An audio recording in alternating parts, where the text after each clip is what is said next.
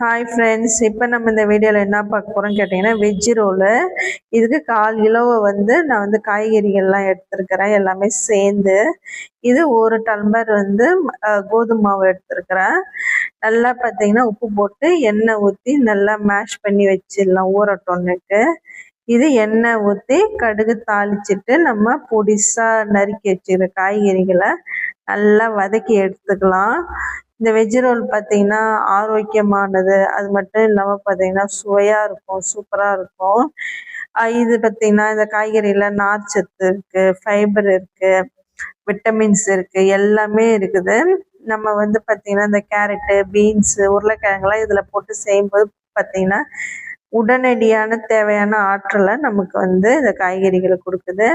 மிளகாய்த்தூள் தான் எடுத்துருக்கிறேன். இது குழம்பு மிளகாய்த்தூள் எடுத்துருக்கிறேன் நான்.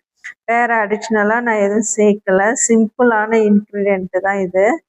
உப்பு தேவையான அளவு போட்டு நல்லா நம்ம மேஷ் பண்ணி விட்டு மூடிக்கலாம். இதில் பார்த்திங்கன்னா நான் 80% குக் ஆனால் போதும் காய்கறி. நம்ம காய்கறி தண்ணி ஊற்றி எல்லாம் வேக வைக்கல, அது ஒரு மாதிரி குழகுழப்பு தண்ணியாகிடும்.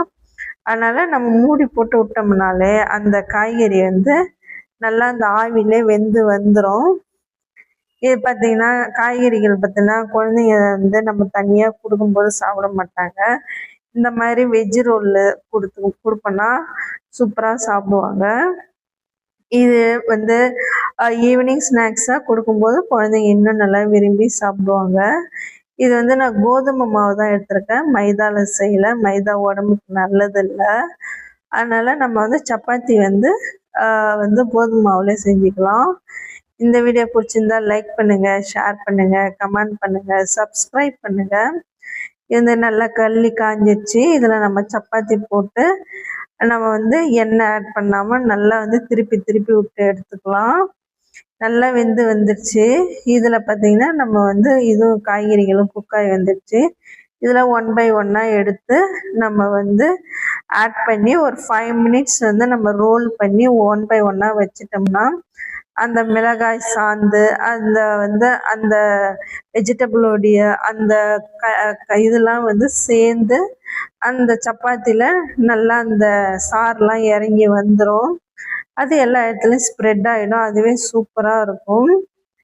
நீங்களும் வீட்டில் ட்ரை பண்ணி பாருங்கள். ட்ரை பண்ணி பார்த்துட்டு எனக்கு கமெண்ட் செக்ஷனில் சொல்லுங்கள்.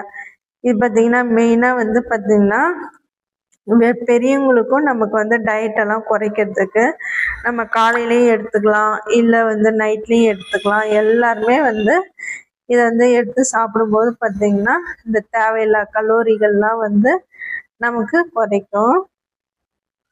Okay, bye friends.